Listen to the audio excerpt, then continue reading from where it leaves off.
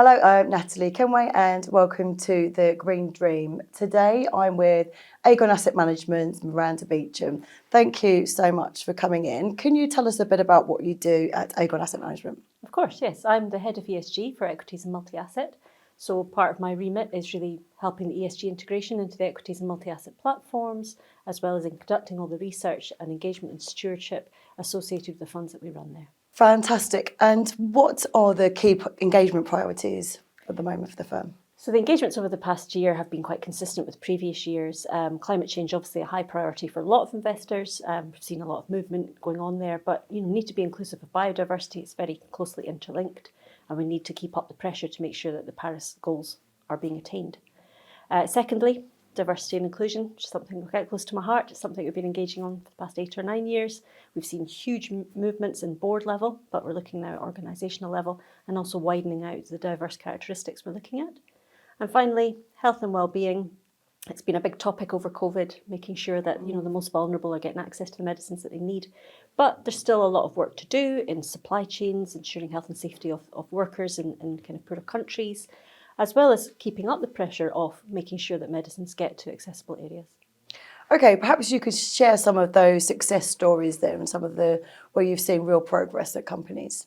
At company level, in climate change in particular, SSE have managed to improve their scoring in the net zero company benchmark.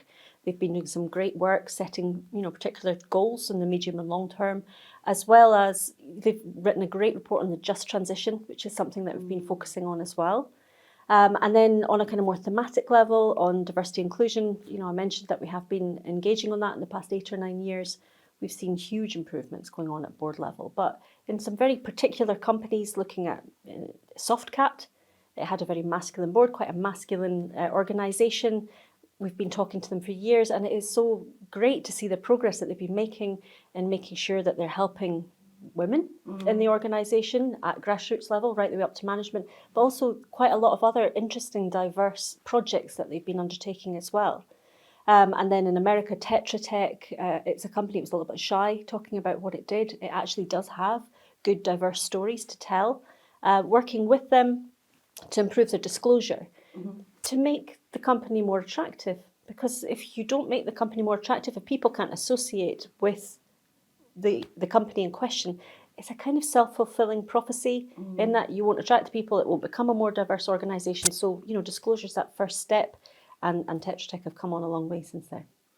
Yeah, let's stay on that diversity point then. And we've seen board diversity or gender diversity at the board level improve very, very slightly, but we're still not seeing that the gender pay gap's closing. We're still not seeing some groups' reports on ethnic minority pay gaps, for example.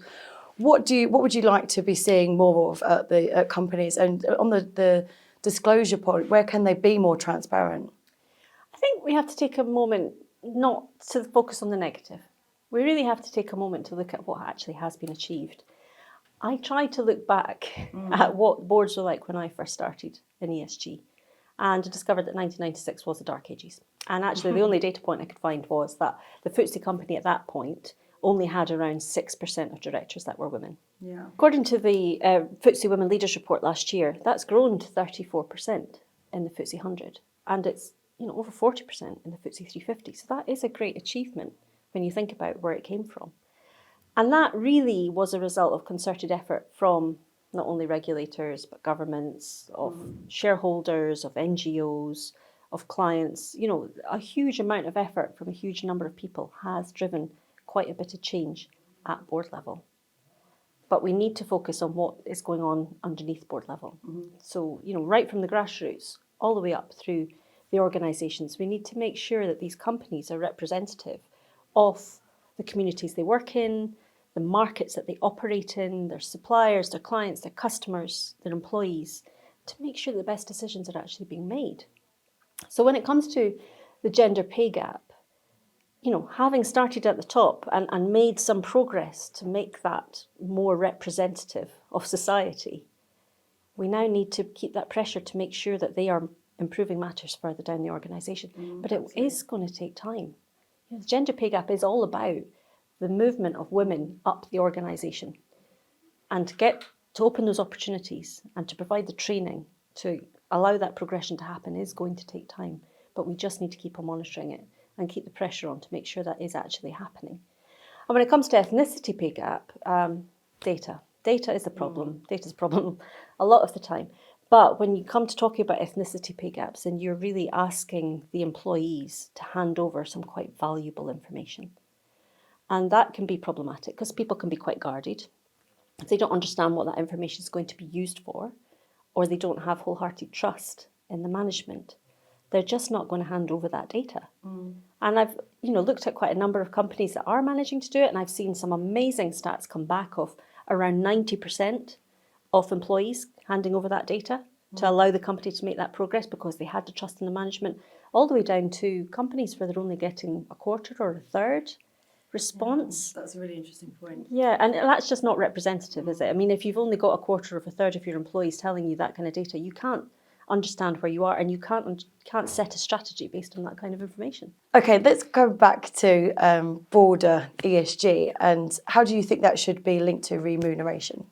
Well, obviously, as a head of ESG, I would like to see it linked to remuneration, but it has to be proportionate.